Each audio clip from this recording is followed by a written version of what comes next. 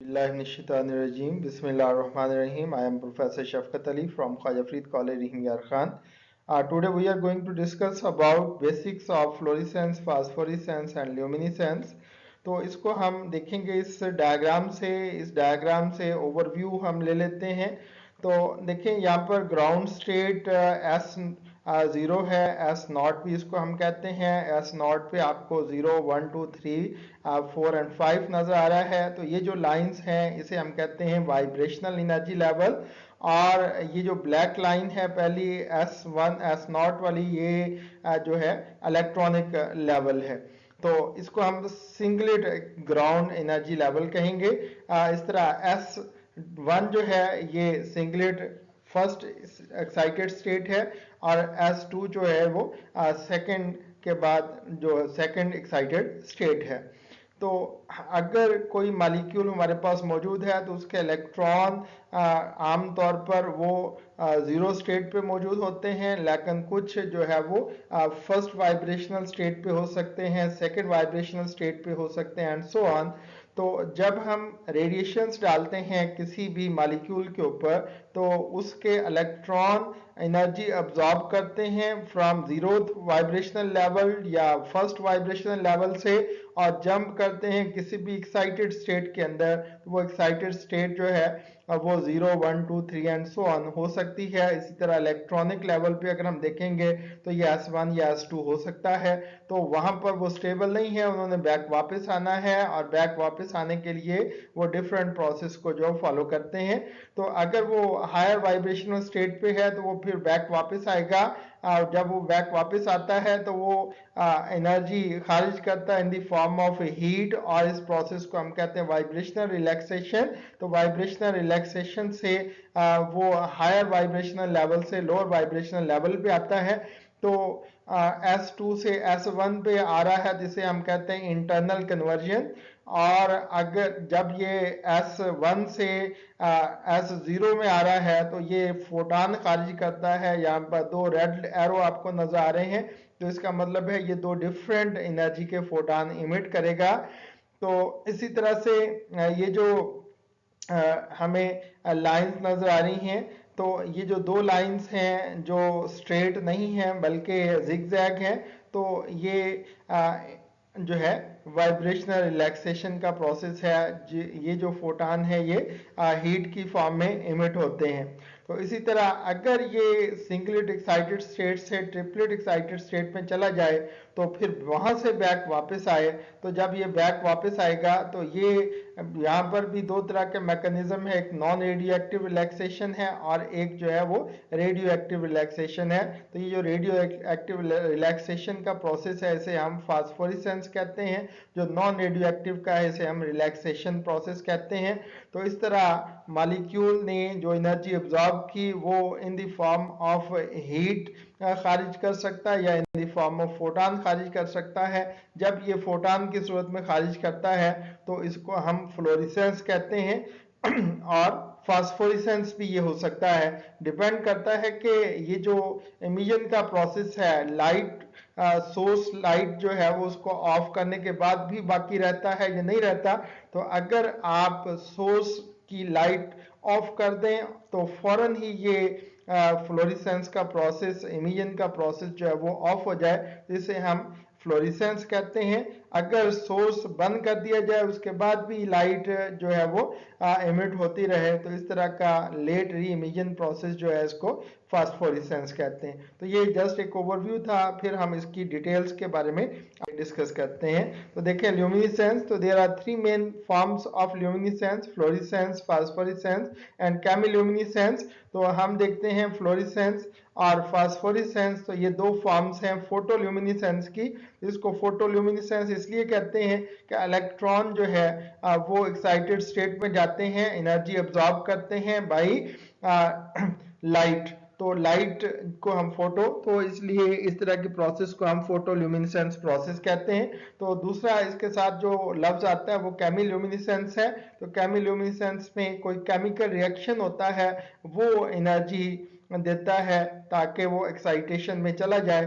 तो इस तरह एक्साइटेशन के लिए सोर्स पे डिपेंड करता है कि अगर वो लाइट एब्जॉर्ब करके एक्साइटेशन होती है तो इसको फोटोल्यूमिनेसेंस, और अगर केमिकल रिएक्शन के नतीजे में एक्साइटेशन होती है तो इसको हम केमिल्यूमिनेसेंस कहते हैं।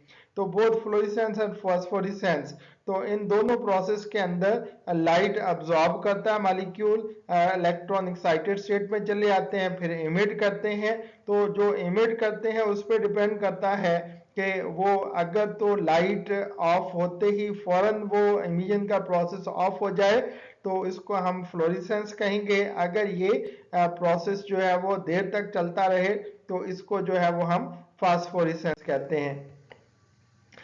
Fluorescence, in fluorescence emission is basically immediate, तो इमिशन का प्रोसेस जो है ये इमीडिएट होता है।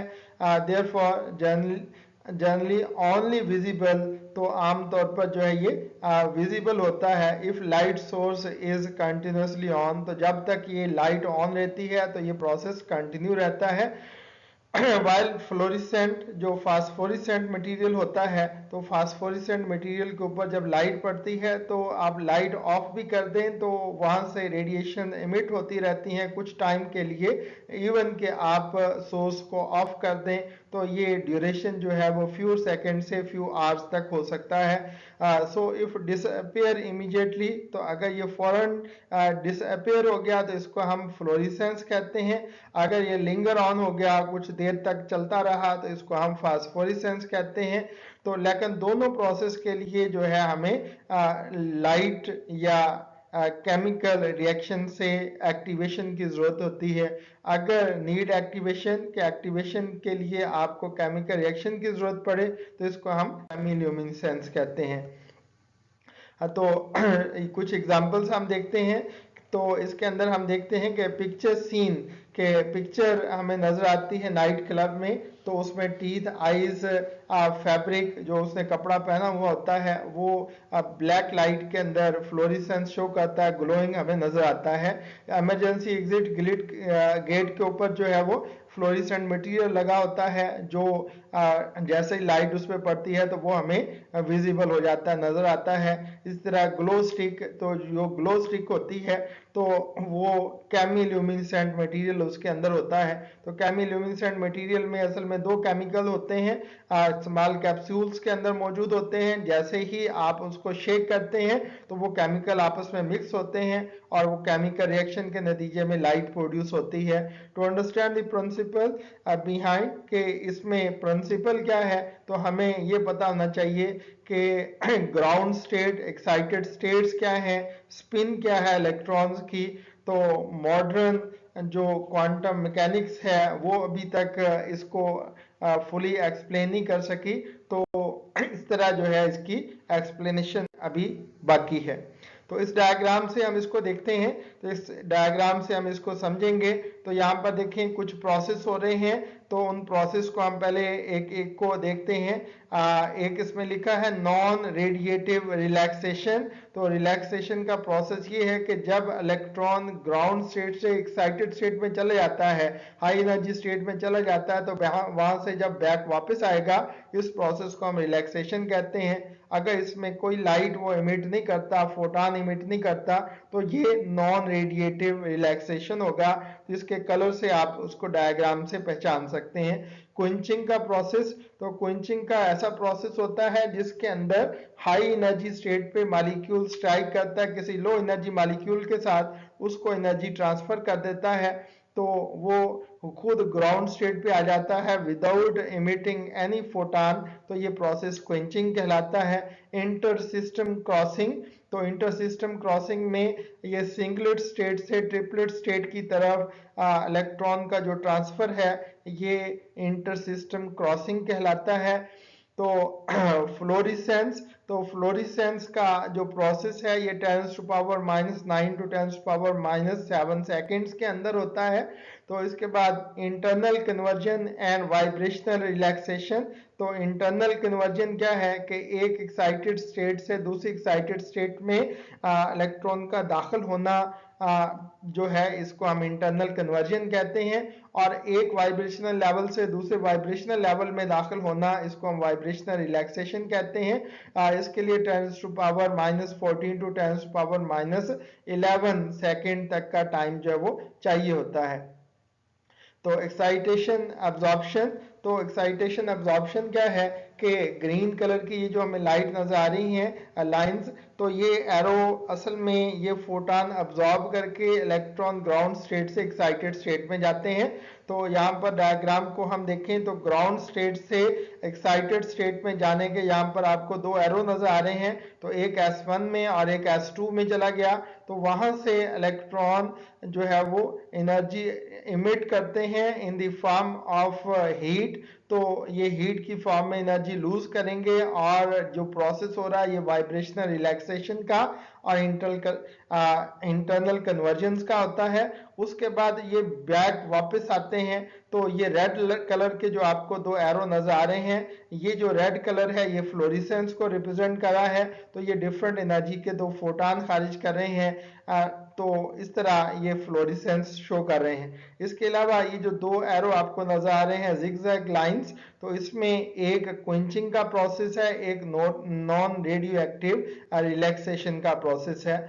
अगर ये S1 से चले जाएं एक्साइटेड ट्रिपलेट स्टेट के अंदर, तो एक्साइटेड ट्रिपलेट स्टेट में जाने के इस प्रोसेस को हम क्या कहते हैं, इंटर सिस्टम क्रॉसिंग। तो इस इंटर सिस्टम क्रॉसिंग में जब इलेक्ट्रॉन जाता है तो ये अपनी स्पिन चेंज करता है। जब ये स्पिन चेंज करेगा तो इसको हम ट्रिपलेट स्टेट कहते हैं। तो ये स्पिन चेंज होने में कुछ टाइम स्पेंड करता है, इसलिए जो इमिशन का प्रोसेस है वो डिले हो जाता है। तो इस तरह लाइट सोर्स ऑफ करने के बाद भी लाइट इससे इमिट होती रहती है। तो ये लेट री इमिशन का जो प्रोसेस है ये फास्फोरेसेंस कहलाएगा। तो इसकी जो ड्यूरेशन है ये 10⁻³ से 10⁻² सेकेंड तक ये प्रोसेस जो है इमिशन का चलता रह सकता है। इसके अलावा ट्रिपलेट स्टेट से ग्राउंड स्टेट में आने का एक और भी प्रोसेस है जिसको हम नॉन रेडिएटिव रिलैक्सेशन कहते हैं। तो ये नॉन रेडिएटिव जो रिलैक्सेशन है इसमें विदाउट हीट इमिटिंग फोटॉन, तो ये हीट की फॉर्म में एनर्जी लूज करके जो है ये ग्राउंड स्टेट में आता है। तो अब हम देखते हैं इसमें फोटो एक्साइटेशन। तो फोटो एक्साइटेशन जैसा कि नाम से ही मौजूद है, पता चल रहा है इससे कि फोटो ल्यूमिनेसेंस के अंदर जब हम कोई लाइट डालते हैं फ्लोरेसेंट मटेरियल के ऊपर, तो वो फ्लोरेसेंस या फास्फोरेसेंस कोई भी प्रोसेस शो करना हो तो सबसे पहला उसके लिए जो चाहिए है वो एक्साइटेशन चाहिए है। तो एक्साइटेशन के लिए आप उसको एनर्जी देते हैं। Molecule bond electron absorb photon, तो वो फोटॉन को ऑब्जॉर्ब करते हैं, एक्साइट हो जाते हैं। तो ये ग्राउंड स्टेट से S0 से ये फर्स्ट या सेकंड SN किसी भी हायर एक्साइटेड स्टेट में चले जाते हैं। तो इसको अप्रोक्सीमेटली 10⁻⁻15 सेकंड का टाइम चाहिए होता है और इतनी देर में ये एक्साइट हो जाते हैं। तो excitation might result electron occupying variety of vibrational level. तो लाजमी नहीं है कि ये फर्स्ट वाइब्रेशनल लेवल पे जाएगा, बल्कि ये एनर्जी अब्जॉर्ब करके ये किसी भी वाइब्रेशनल लेवल पे मॉलिक्यूल जब वो जा सकता है। तो जब ये एनर्जी अब्जॉर्ब हो जाएगी तो जितना उनमें एनर्जी गैप होगा उतनी एनर्जी का वो फोटॉन अब्जॉर्ब करेगा और एक्साइट हो जाएगा। Resulting electronically excited state are intrinsically unstable. तो जब एक्साइटेड स्टेट में इलेक्ट्रॉन है तो वो अनस्टेबल है और फिर वो बैक वापस आता है, रिलैक्स बैक होता है ग्राउंड स्टेट में। तो उसके लिए several combination of mechanical steps हैं, तो जो कि हम एक एक करके पढ़ते हैं। तो वाइब्रेशनल रिलैक्सेशन, तो देखिए वाइब्रेशनल रिलैक्सेशन क्या है कि एक वाइब्रेशनल लेवल से हायर वाइब्रेशनल लेवल से ग्राउंड वाइब्रेशनल लेवल तक आने का प्रोसेस जो है इसको वाइब्रेशनल रिलैक्सेशन कहते हैं। इस प्रोसेस में इलेक्ट्रॉन एनर्जी लूज करता है इन द फॉर्म ऑफ हीट। तो ये जो हीट है ये नेबर मॉलिक्यूल्स को वो ट्रांसफर कर देता है। तो वाइब्रेशनल रिलैक्सेशन ये एक्सट्रीमली रैपिड होता है, lead to dissipation of energy. तो एनर्जी डेसिपेट करता है one excited vibrational energy level से दूसरे वाइब्रेशनल एनर्जी लेवल तक आने के लिए। तो ये नेबर मॉलिक्यूल्स को एनर्जी ट्रांसफर करता है। As energy is not dissipated in the form of light, तो जो कि ये लाइट की फॉर्म में एनर्जी डेसिपेट नहीं होती, तो इसलिए हम इसको प्रोसेस को जो हम नॉन रेडिएटिव ट्रांजिशन कहते हैं। ये वाइब्रेशनल रिलैक्सेशन जो है नॉन रेडिएटिव ट्रांजिशन है। इंटरनल कन्वर्जन, तो इंटरनल कन्वर्जन ये भी नॉन रेडिएटिव प्रोसेस है। तो ये नॉन रेडिएटिव प्रोसेस जो है 10⁻⁻14 से 10⁻⁻10 सेकेंड के अंदर हो जाता है। If describe the transition of one electronically excited state, कि अगर किसी electronically excited state higher excited state में मौजूद है तो वहां से ये लोअर एक्साइटेड स्टेट में आएगा, तो विदाउट इमिटिंग एनी फोटॉन। तो इस तरह के प्रोसेस को हम इंटरनल कन्वर्जन कहते हैं। An electron can fully dissipate the initial absorb energy, तो ये सारी की सारी एनर्जी जो है वो इसी फॉर्म में लूज कर सकता है इंटरनल कन्वर्जन के प्रोसेस में। तो ये एक्चुअल में क्या होगा, नॉन रेडिएटिव जो है ये रिलैक्सेशन प्रोसेस होगा। तो इसमें ना तो फ्लोरिसेंस शो करेगा ना फास्फोरिसेंस शो करेगा और सारी की सारी एनर्जी डेसिपेट करेगा in the form of heat. तो probability at which radiative event occur versus fully non radiative relaxation, तो ये कितना प्रोसेस जो है वो रिलैक्सेशन के प्रोसेस से कितने मॉलिक्यूल जो है वो एनर्जी इमिट कर रहे हैं, कितने जो है वो हीट की फॉर्म में और कितने फोटॉन की फॉर्म में, इसको हम क्वांटम यील्ड कहते हैं। कि अब फर्ज कर लें 10 मॉलिक्यूल जो हैं वो एक्साइट हुए, उसमें से 3 जो है वो in non radiative relaxation process से vibrational relaxation and intersystem crossing से जो है वो बैक वापस आ गए। तो इस तरह 7 मॉलिक्यूल जो है वो रेडिएटिव होंगे, तो इस तरह उसकी क्वांटम यील्ड जो है वो 70% होगी।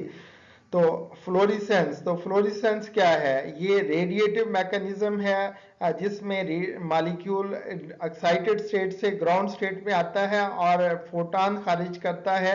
तो एक्साइटेड स्टेट S1 से S0 में जब आएगा तो 10⁻⁻9 टू 10⁻⁻6 सेकेंड के अंदर जो है ये प्रोसेस कंप्लीट होता है और इसमें फोटॉन खारिज होता है। तो ये जो फोटॉन खारिज होता है इस प्रोसेस को हम फ्लोरिसेंस कहते हैं। एनर्जी डिफरेंस, तो अब जितना फोटॉन का वो दोनों एनर्जी लेवल्स का एनर्जी डिफरेंस होगा उतनी एनर्जी का ये फोटॉन खारिज करेगा।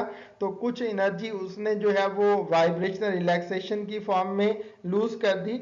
अब जितनी एनर्जी का उसने फोटॉन अब्जॉर्ब किया था उससे लोअर एनर्जी का लॉन्गर वेवलेंथ का फोटॉन वो खारिज करता है आमतौर पर। तो यहाँ से हम एक डायग्राम से देखते हैं। तो ये डायग्राम में हमें 3 एरो नजर आ रहे हैं। ये जो 3 एरो शुरू में स्टार्ट में है 450 नैनोमीटर के ऊपर, तो ये सारे के सारे एनर्जी अब्जॉर्ब होती है S0 से S2 के अंदर जा रहे हैं। तो वहां से पहला जो है वो सेकंड वाइब्रेशनल लेवल पे चला गया, दूसरा जो फर्स्ट वाइब्रेशनल लेवल पे चला गया, तीसरा जब वो ग्राउंड वाइब्रेशनल लेवल पे है। तो वहां से जब ये बैक वापस आ रहे हैं तो वाइब्रेशनल रिलैक्सेशन और उसके बाद ये इंटर सिस्टम क्रॉसिंग से S1 में आए। तो इसी तरह कुछ फोटॉन अब्जॉर्ब हुए, जिस तरह 600 नैनोमीटर वाला अब्जॉर्ब हुआ और इससे ज्यादा वाला एक अब्जॉर्ब होता है। तो मेजर अब्जॉर्प्शन जो है ये 600 से अबव वाला जो फोटॉन है उसकी है।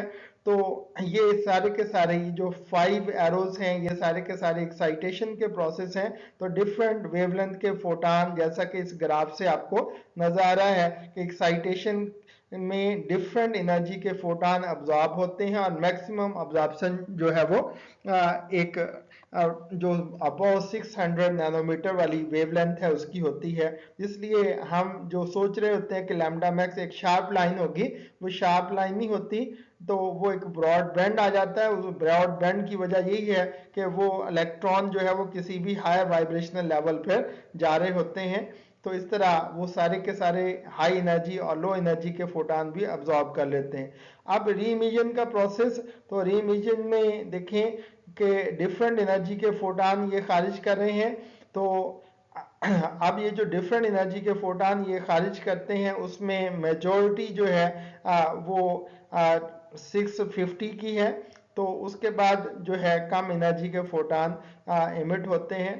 तो ये सारे का सारा प्रोसेस क्या है, रिलैक्सेशन। पहले एक्साइटेशन प्रोसेस था, फिर रिलैक्सेशन प्रोसेस है। सिमिलर टू एक्साइटेशन, एमिशन में जनरली भी relax to variety of vibrational. तो जिस तरह एक्साइटेशन जो है वो किसी भी वाइब्रेशनल लेवल तक हो सकती है, इसी तरह जो इमिशन का प्रोसेस है वो भी लाजमी नहीं है कि ये ग्राउंड स्टेट तक ही होगा, बल्कि किसी भी वाइब्रेशनल लेवल पे आके जो है वो स्टॉप हो सकता है। तो इलेक्ट्रॉन रिलैक्स फ्रॉम हायर, तो हायर से किसी भी वाइब्रेशनल लेवल पे Vn किसी भी वाइब्रेशनल लेवल पे जा सकते हैं और फिर V0 पर आएंगे वाइब्रेशनल रिलैक्सेशन के प्रोसेस से। Resulting emitted photon is independent of excitation wavelength. कौन सी रेडिएशन का फोटान जो है वो खारिज करेंगे, इस डायग्राम से आप देख सकते हैं 450 से लेके अबव 600 तक के उसने फोटान अब्जॉर्ब किए और इमिट कौन से कर रहा है, इमिट जो है ये कर रहा है 650 से 700 के रेंज में। तो इसका मतलब है ये शॉर्टर वेवलेंथ के फोटान उसने अब्जॉर्ब किए और लॉन्गर वेवलेंथ के फोटान वो खारिज करता है। और बाकी एनर्जी किस फॉर्म में उसने की है, तो बाकी एनर्जी जो है वो वाइब्रेशनल रिलैक्सेशन और इंटर सिस्टम क्रॉसिंग इस फॉर्म में उस लॉस कर दी। डिपेंडिंग अपॉन मॉलिक्यूल, के अब मॉलिक्यूल पे डिपेंड करता है कि नॉन रेडियो एक्टिव डीके में रिस्पॉन्सिबल फॉर डेसिपेटिंग स्मॉलर और बिगर पोर्शन। तो जो एक्साइटेशन एनर्जी है उसका कितना बड़ा पोर्शन जो है वो नॉन रेडिएटिव प्रोसेस से जब वो ज़ाय होता है। तो resulting molecule of specific shift, तो इस तरह क्या होगा, वो शिफ्ट होगा। तो वो जो शिफ्ट है between excited wavelength and wavelength being emitted, के जो उसने एक्साइटेशन के लिए अब्जॉर्ब की और वेवलेंथ जो वो इमिट करता है, इस फिनोमिना को हम जो है वो स्टोक शिफ्ट कहते हैं। तो इस डायग्राम से आप देखें कि S0 से ये जा रहा है S2 के अंदर और फिर ये बैक वापस आता है। तो बैक वापस आने के लिए इसमें जो है वो vibrational relaxation, inter system crossing का प्रोसेस होता है और सारे के सारे जितने भी हायर एक्साइटेड स्टेट पे गए थे वो आ जाते हैं S1 के ऊपर। और S1 से फिर वो या तो ट्रिपलेट स्टेट पे चला जाता है या फिर वो बैक वापस आता है। तो बैक वापस जो है वो S0 पर आने के चांसेस उसके बहुत कम हैं। ये S0 का जो वाइब्रेशनल लेवल्स हैं वहां पर जो है वो आके स्टॉप हो सकता है। तो जब अगर वहां पे आके ये स्टॉप होगा तो डिफरेंट एनर्जी के फोटान जो ये खारिज करेगा।